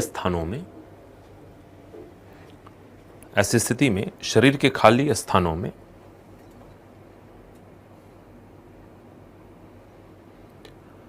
रक्त पाया जाता है, रक्त पाया जाता है।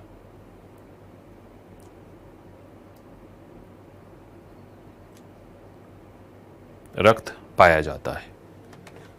इसे ओपन सर्कुलेशन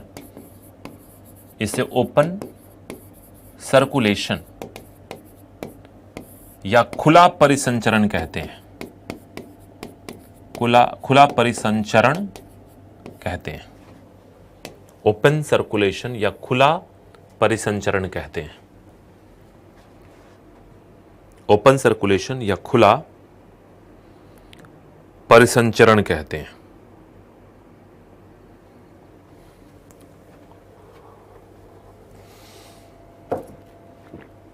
खुला परिसंचरण कहते हैं।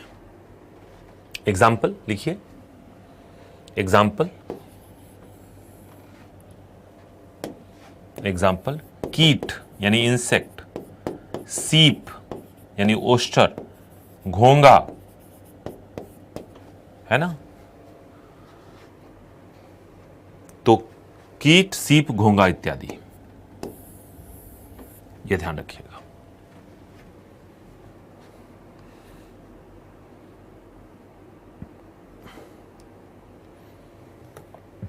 ठीक है, तो देखो आप, हृदय तो आपने पढ़ा था, लेकिन हृदय के साथ की कुछ चीजें जो थी वो आपको पढ़नी थी, अब आपने पढ़ लिया तो बात भी कंप्लीट हो गई, है ना।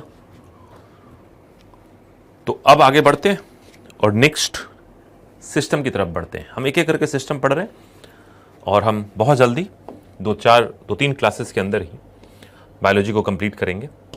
और जो नेक्स्ट टॉपिक है वो है मानव का उत्सर्जन तंत्र, है ना। तो हम जो टॉपिक पढ़ रहे हैं वो एक्सक्रीटरी सिस्टम, लिखेंगे आप, एक्सक्रीटरी सिस्टम, उत्सर्जन तंत्र, एक्सक्रीटरी सिस्टम, उत्सर्जन तंत्र।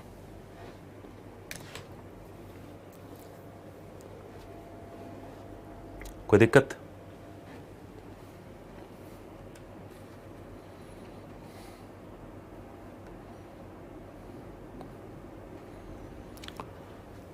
आगे बढ़ते हैं, लेट्स मूव अहेड।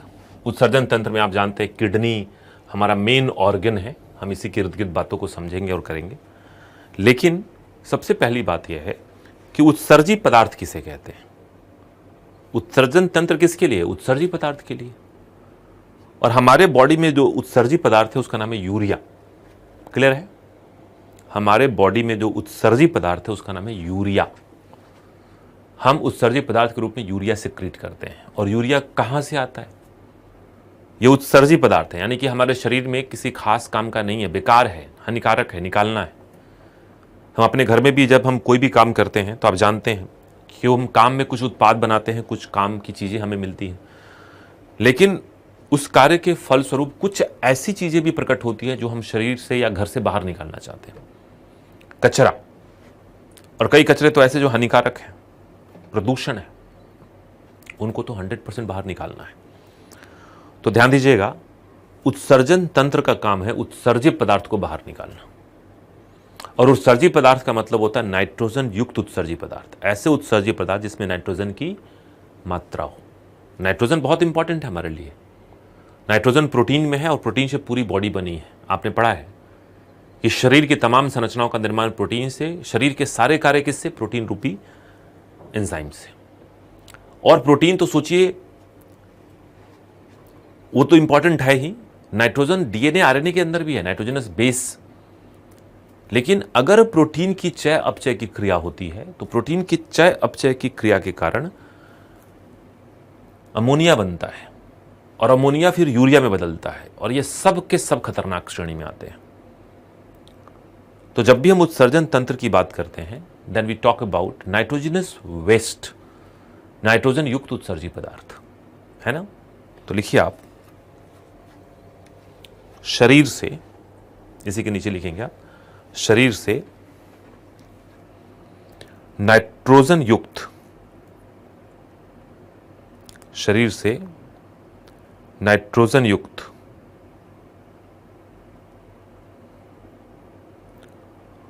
उत्सर्जी पदार्थों को,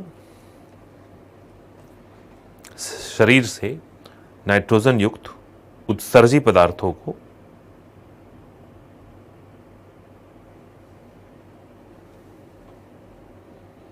बाहर निकालने की प्रक्रिया को,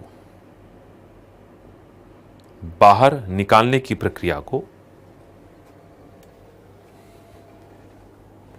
उत्सर्जन कहते हैं।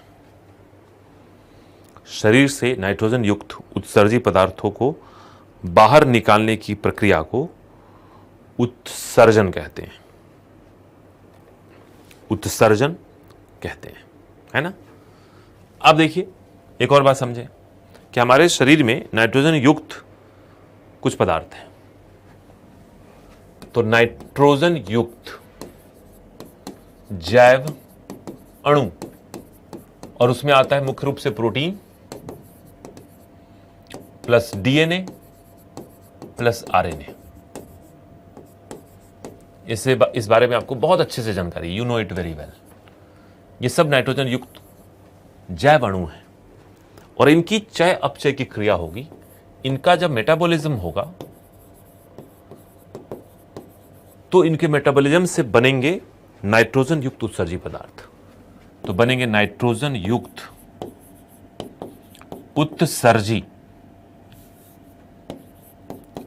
उत्सर्जी पदार्थ, और जो होंगे टॉक्सिन, टॉक्सिन मतलब जहरीला, and that we need to throw it out.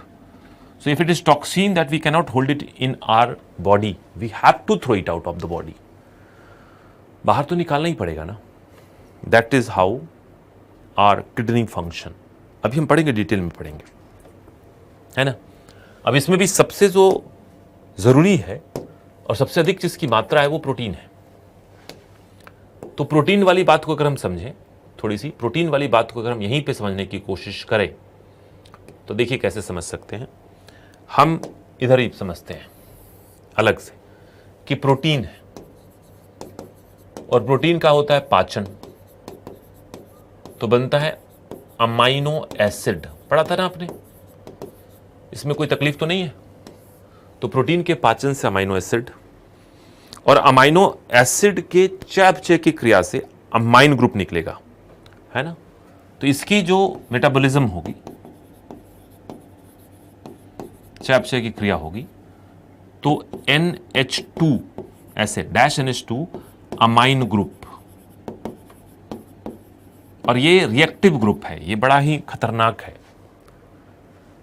ये अमाइन ग्रुप है, आपको ना याद हो कोई दिक्कत नहीं, आप इसके बदले में एक और काम याद रख सकते हैं कि ये सीधा बनता है एक और हाइड्रोजन लेके, और इसमें एक हाइड्रोजन जुड़ जाता है और बनता है NH3 अमोनिया। क्या बन जाता है? अमोनिया, है ना। और ये अमोनिया क्या है? टॉक्सिक है। टॉक्सिक तो जानते हैं आप, टॉक्सिक। और ये अमोनिया हम बर्दाश्त नहीं कर सकते, we can not hold this ammonia. ये अमोनिया को बर्दाश्त करना हमारे वश की बात नहीं है। ये अमोनिया जो है ना, एकदम ऐसे दोस्त की तरह है जो टॉक्सिक है ना। होता है ना, कई संबंध ऐसे होते हैं जिसको कहते हैं टॉक्सिक संबंध है, बस निकाल फेंको, बाहर हटाओ।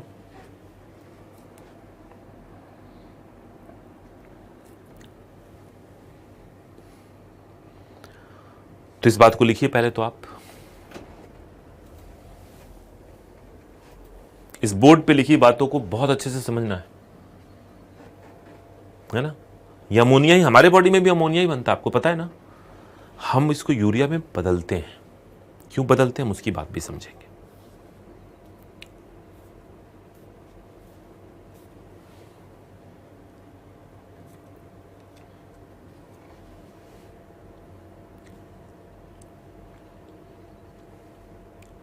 ठीक है, अब आइए देखिए, समझते हैं कि हमारे बॉडी में या जैव दुनिया के अंदर जो चीजें बनी वो तो था अमोनिया।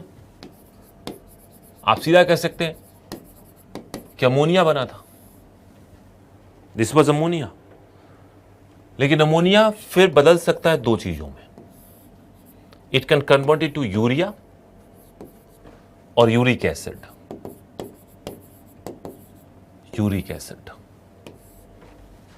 ये बदलाव होगा। अमोनिया के बारे में मैं कह सकता हूं सर्वाधिक जहरीला।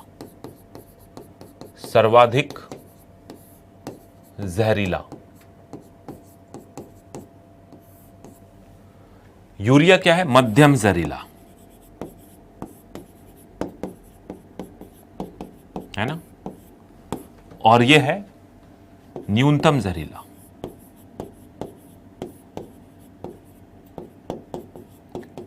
तो ध्यान दीजिएगा, प्रोटीन के चय अपचय के बाद बनता तो अमोनिया ही है, लेकिन अमोनिया जो है वो बदल सकता है, बदलाव, इसका बदलाव हो सकता है। जो जीव कहे कि नहीं जी इतने बड़े जहर को हैंडल हम नहीं कर पाएंगे, है ना। कोई जीव ये कहे कि इतने बड़े जीव को हैंडल करना तो हमारे वश की बात ही नहीं है, सॉरी, इतने बड़े जहर को हैंडल करना हमारे वश की बात नहीं है, तो हम कहेंगे कि ठीक है जी, अमोनिया नहीं निकाल सकते तो यूरिया निकाल लो। फिर कहना यूरिया भी बहुत जहरीला है तो यूरिक एसिड निकाल लो, है ना। तो वही कहानी है, टॉक्सिन के लेवल अलग अलग है, राइट। जैसे कि संबंधों में कोई एक व्यक्ति है और वो बहुत हाईली टॉक्सिक है, जीवन दुर्लभ कर रखा है,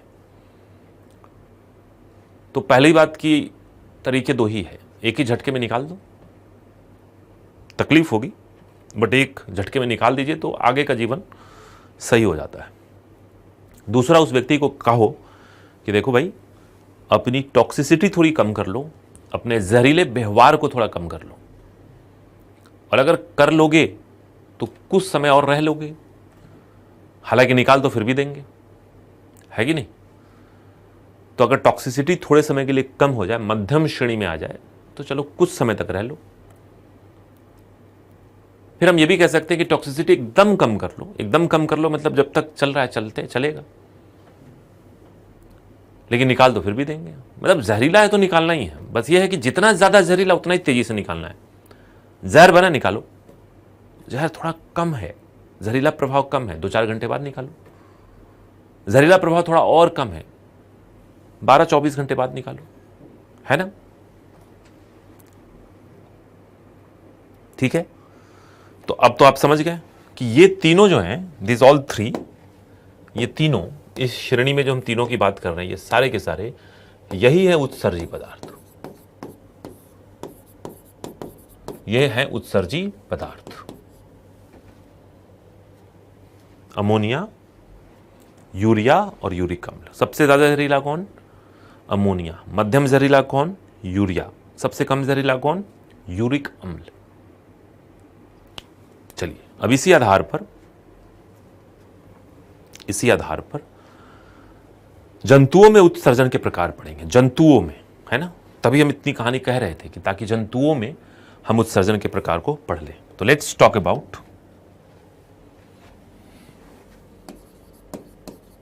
जंतुओं में उत्सर्जन के प्रकार। जंतुओं में उत्सर्जन के प्रकार, है ना, लिखिए।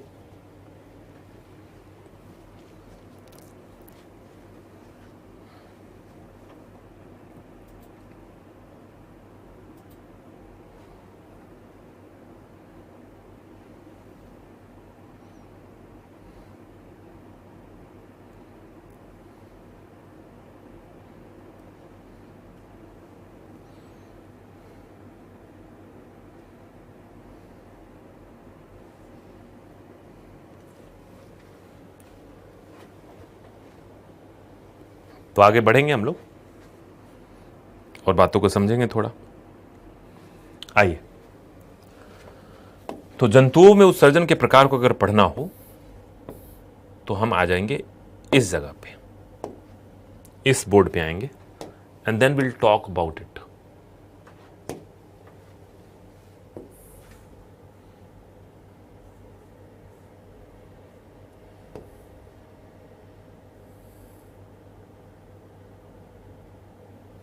ठीक है,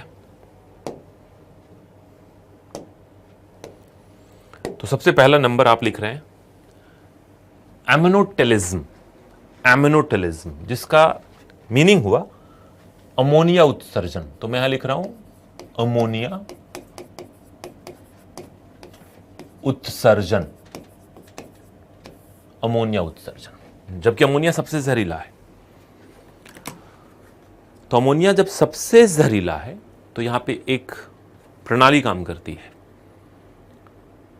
और प्रणाली ये काम करती है कि बहुत जहर ज्यादा हो, बहुत ज्यादा जहरीला हो, राइट।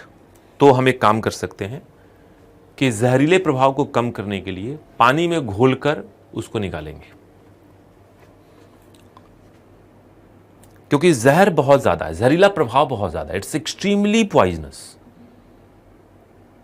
तो जब बहुत ज्यादा जहरीला है तो बड़ी अधिक मात्रा में पानी में घोल दो, और अधिक मात्रा में पानी में अगर घोल दिया तो उससे फायदा यह होगा कि आपको जहर के प्रभाव थोड़े कम मिलेंगे। तो जो जीव अमोनिया निकालते हैं, आप देखेंगे आवश्यक तौर पे उनके पास पानी की कमी नहीं होती। They have lots and lots of water. उनके पास एक विकल्प है कि अमोनिया को यूरिया में बदल दें और कम पानी के साथ निकालें, या यूरिक अम्ल में बदल दें और न्यूनतम पानी के साथ निकालें। सोचिए, जितना ज्यादा जहरीला उतना ही अधिक जल की आवश्यकता होगी, जितना कम जहरीला उतना ही कम जल की आवश्यकता होगी। लेकिन जिस जीव के पास बहुत ज्यादा जल है वो अमोनिया ही निकालेगा। क्यों? उसको जरूरत पड़ी है यूरिया और यूरिक अम्ल में कन्वर्ट करने की, क्योंकि जब कन्वर्ट करेंगे तब भी तो कुछ काम करेंगे ना आप। जैसे मछलियां, अब मछलियों के पास पानी की कमी है क्या? वो तो पानी में रह ही रहे हैं। उनके शरीर में जल जो है वो पैसिवली एंटर करता है, उनको किसी भी स्तर पे जल की दिक्कत नहीं है। तो मछलियां प्रोटीन का चयापचय जब करती हैं तो अमोनिया बनाती हैं, और अमोनिया के साथ बहुत सारा पानी को घोल देती हैं, जिससे अमोनिया का प्रभाव, जहरीला प्रभाव कम हो जाता है, डाइल्यूट कर देते हैं और फिर उसको निकाल देते हैं। Got it? है ना?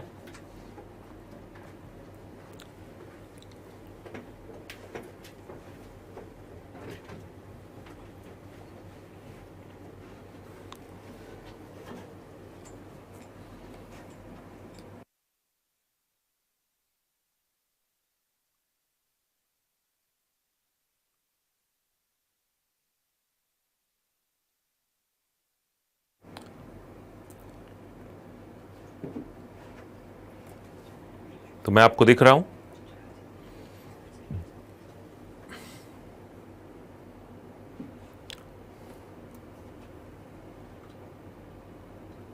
हाँ, वोल्टेज का फ्लक्चुएशन के कारण ऐसा हुआ है ना? I hope I am back again.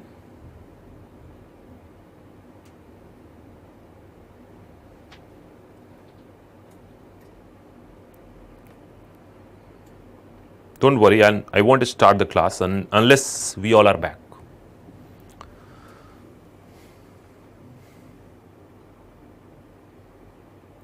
अब वापस आ गया हूँ, है ना? तो तकनीक है, कभी कभी आगे पीछे चली जाती है। तो मैं कुछ बोला नहीं, मुझे आइडिया लग गया था कि वोल्टेज फ्लक्चुएशन हुई है, मैं रुक गया था वहीं पे। मैंने सिंपल सी एक बात कही आपको, लास्ट जो पॉइंट कहा वो बता देता हूँ कि मछली के पास पानी बहुत है, और मछली का कहना है कि जब पानी बहुत अधिक है तो पानी की चिंता तो करनी नहीं, पानी उनके लिए संपत्ति नहीं है, इतना है कि बस पूछिए ही मत। अमोनिया बना, अमोनिया को पानी में घोला और निकाल दिया, और मछलियां पानी में है, पानी की क्या दिक्कत।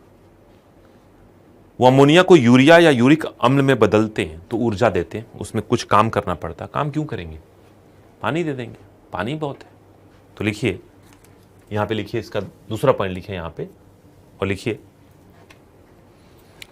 अत्यंत जहरीला, अत्यंत जहरीला फलस्वरूप,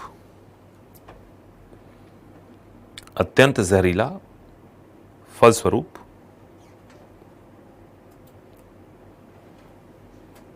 फलस्वरूप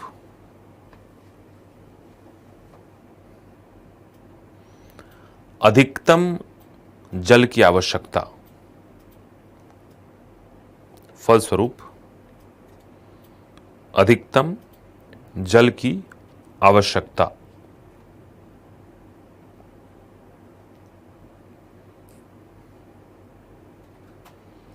अधिकतम जल की आवश्यकता,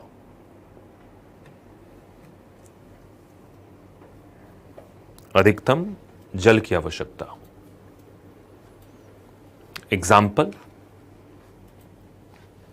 मछली, झींगा, सीप, अब देख रहे हैं ना, सब जलचर है। मछली, झींगा, सीप जलचर हैं ये।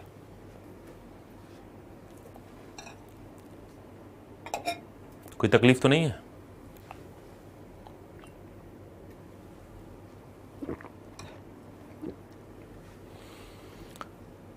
तो अमोनिया उत्सर्जन, अमोनिया अत्यंत जहरीला, फलस्वरूप अधिकतम जल की आवश्यकता। तो ध्यान दीजिएगा, अमोनिया वही निकालेंगे जिनके पास पानी की कोई कमी ही ना हो, जो जलचर हो, पानी उनके लिए कोई संपत्ति समस्या ही ना हो, जितना चाहिए उतना मिलेगा, पानी में ही तैर रहा है। अब आइए नेक्स्ट, जो दूसरा है यूरिकोटेलिज्म। देख रहे हैं हम, क्या है शब्द? यूरिकोटेलिज्म, और यहां लिखेंगे यूरिया उत्सर्जन, यूरिया उत्सर्जन, यूरिया उत्सर्जन। और ये मध्यम जहरीला है, तो लिखेंगे आप मध्यम जहरीला, फलस्वरूप मध्यम मात्रा में जल की आवश्यकता, मध्यम मात्रा में जल की आवश्यकता, मध्यम जहरीला, फलस्वरूप मध्यम मात्रा में जल की आवश्यकता, मध्यम मात्रा में जल की आवश्यकता। मध्यम जल उनके पास है जो पानी पी लेते हैं आराम से, जितना पानी चाहिए उतना वो पी सकते हैं। जैसे स्तनधारी मध्यम जल की अवेलेबिलिटी है, अपने शरीर में हम 70% पानी रखते हैं, और जब भी पानी की कमी होती है हम पानी पी लेते हैं, है ना? यही काम करते हैं। तो हम अमोनिया तो नहीं निकाल सकते क्योंकि शरीर में इतनी भी पानी नहीं है कि अमोनिया निकाल दे। अमोनिया निकालेंगे मर जाएंगे हम, तो निर्जलीकरण हो जाएगा। लेकिन इतना भी पानी कम नहीं है कि यूरिक अम्ल निकालना पड़े। तो इसके एग्जाम्पल हैं उभयचर एवं स्तनधारी। उभयचर यानी मेंढक एवं अस्तनधारी। तो हम मेंढक ये सब यूरियोटेलिज्म में है, यूरिया उत्सर्जन वाले जीव हैं। टेलिज्म का मतलब होता है, इज्म का मतलब होता है उस तरह का, उस श्रेणी का, है ना, उस सिद्धांत का। आगे आइए, यूरिकोटेलिज्म, है ना। यूरिकोटेलिज्म में क्या है? यूरिक अम्ल का उत्सर्जन। तो यहां पे क्या हो गया? यूरिक अम्ल का उत्सर्जन, यूरिक अम्ल का उत्सर्जन। और यूरिक अम्ल तो सबसे कम जहरीला है, तो इसको वो जीव चुनते हैं जिनके पास पानी की उतनी फैसिलिटी नहीं है। पानी कभी कभी मिलता है इनको, हमारी तरह वो डेली के हिसाब से पानी नहीं पीते। कई तो पानी पी नहीं पाते, कीट है पानी नहीं पीता, सरीसृप है उनमें पानी सोखने की एबिलिटी होती है, पीने की एबिलिटी नहीं होती। वो गट-गट करके पानी पी नहीं सकते, बस वो कई बार पानी के आसपास आते हैं, मुंह डुबा के पानी को सोख लेते हैं। आप सोचिए, तो पीने का अंग ही नहीं है, ऑर्गन ही नहीं है। तो ऐसे जीवों में पानी की बड़ी कमी होगी। जो भी जल है उनके लिए संपत्ति है, संचित करके रखना चाहेंगे। वो नहीं चाहेंगे कि यूरिन के रूप में, मूत्र के रूप में वो निकाल दे। तो ये क्या करते हैं, अमोनिया बनता है, उसको तोड़कर यूरिया में कन्वर्ट करते हैं ताकि कम से कम जल के साथ उसको निकाल ले, ताकि शरीर में जल का संचय हो, उनकी मौत ना हो। तो लिख सकते हैं न्यूनतम जहरीला, न्यूनतम जहरीला, न्यूनतम जहरीला, फलस्वरूप न्यूनतम जल की आवश्यकता, न्यूनतम जल की आवश्यकता सरीसृप, कीट एवं पंछी, सरीसृप, कीट एवं पंछी, है ना।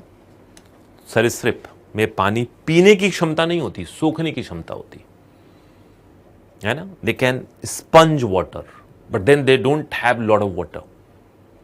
इसीलिए किसी भी सरीसृप के शरीर के ऊपर कोई भी ग्लैंड्स नहीं होते। उनकी शरीर के ऊपर की त्वचा बड़ी रुखरी और एकदम जल के लिए, वो पसीने वसीने निकलते ही नहीं कुछ। लेकिन हाँ, बॉडी में पानी है, लेकिन जो भी पानी है जीवन के लिए जरूरी है, जल ही जीवन है। सत्तू कह रहे हैं कि लोग स्नेक को मिल्क पिलाते हैं, जबकि स्नेक मिल्क पी ही नहीं सकता।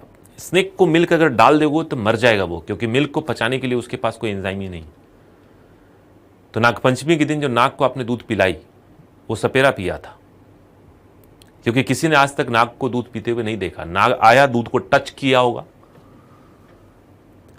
और फिर निकल गया होगा, है ना। तो बचा हुआ दूध सपेरा पी लिया होगा।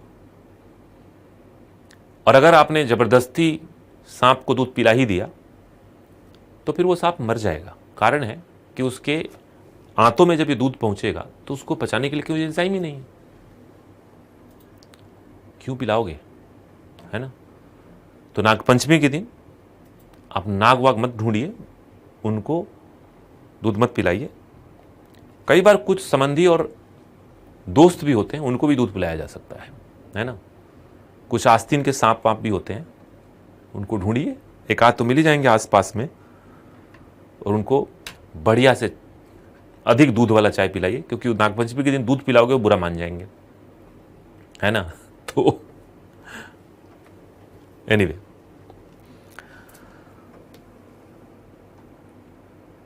पंछी इसमें थोड़ा सा विसंगति लगती है। कारण है कि पंछी तो पानी पी लेते हैं जी, बिल्कुल सही कह रहे हैं आप, पंछी पानी पीते हैं। हम पंछियों के लिए अपने छत पे पानी के बर्तन रखते हैं, पंछियाँ आती है उड़ के और पानी पीती हैं। बड़े अच्छे अच्छे पोज भी देती हैं पंछियाँ।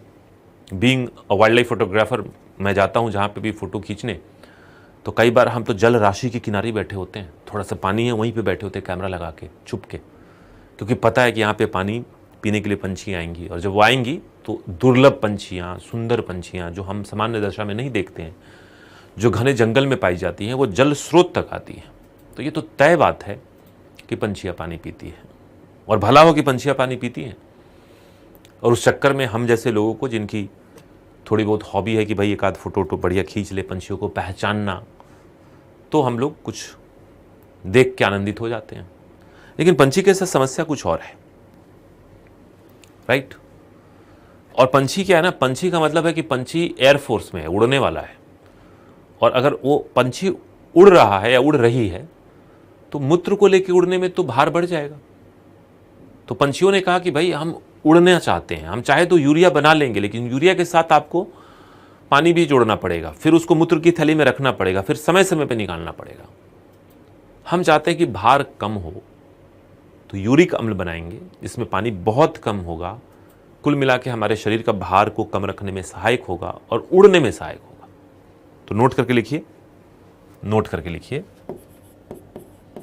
एक पॉइंट लिख लीजिए और लिखिए नोट करके, पंछियों में यूरिक अम्ल का उत्सर्जन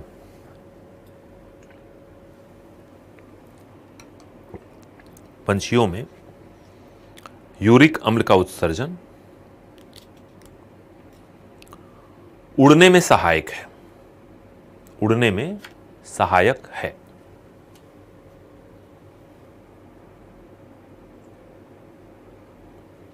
उड़ने में सहायक है, ठीक है। तो इस लॉजिक से हम इस बात को समझ पाएंगे। You got it. अब एक और है अमीनोटेलिज्म, है ना।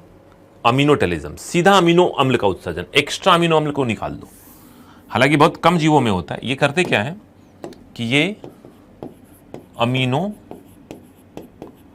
अम्ल का उत्सर्जन,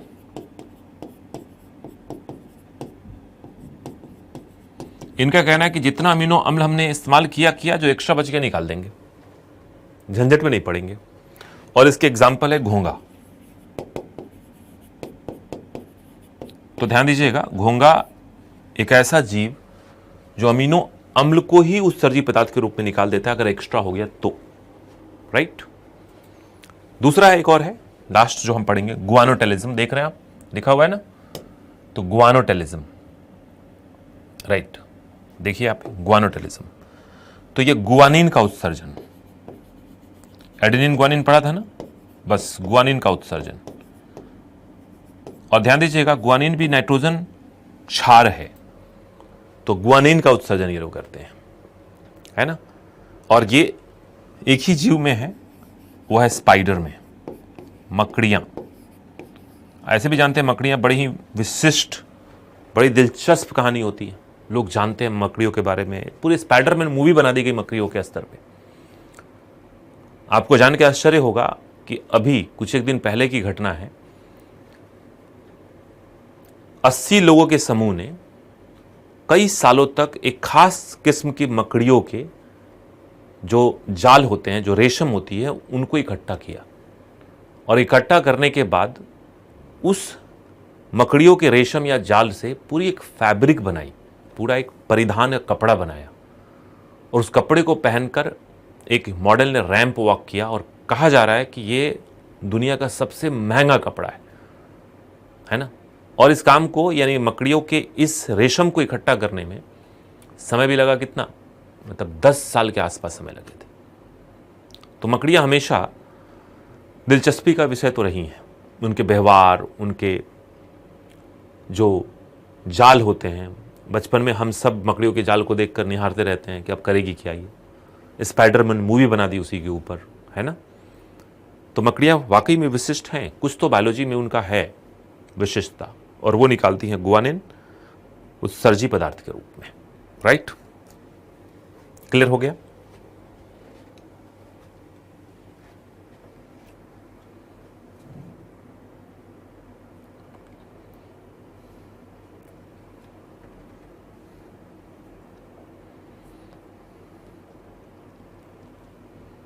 बताइए,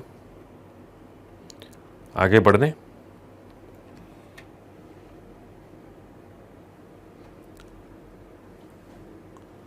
एक और बात ध्यान दीजिएगा, अभी तक हमने केचुए की बात नहीं की, केचुआ।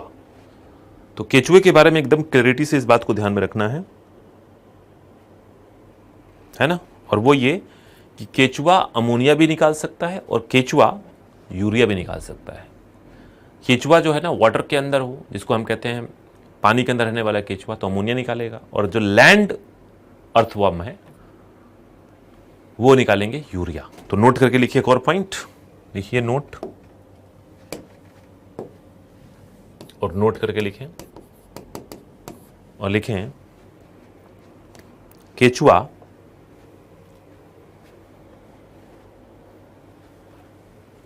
अमोनिया और यूरिया, केचुआ अमोनिया और यूरिया दोनों का उत्सर्जन कर सकता है।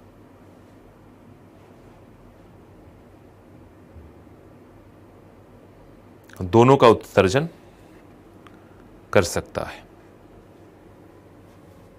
दोनों का उत्सर्जन कर सकता है।